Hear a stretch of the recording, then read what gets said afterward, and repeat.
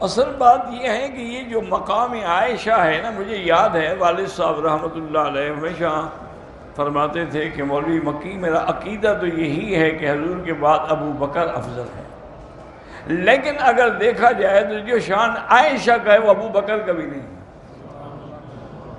میں نے کہا ابا جان کیا کہہ رہے ہیں؟ کہنے لگے بالکل، ابو بکر نے زیادہ سے زیادہ آپ کی پیشانی پہ بوسہ دیا، ہاتھوں پہ بوسہ دیا، لیکن جس کو حضور بوسے دیں اور جس کی گود میں سب رکھ کے حضور سو جائیں، اس کا مقابلہ کون کر سکتا ہے؟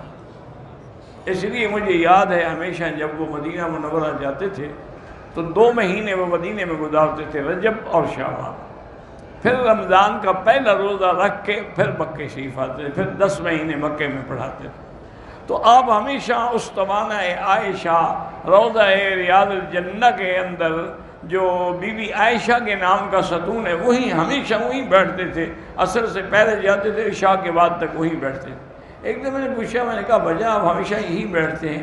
کہنے لگے بات یہ ہے گناہ گار آدمی ہوں، اماں کے مقام پہ بیٹھتا ہوں، شاید ماں آپ رحم کر کے بیٹوں کو بھی ساتھ جنت میں لے جائیں، اس لیے میں یہاں بیٹھ جاتا ہوں۔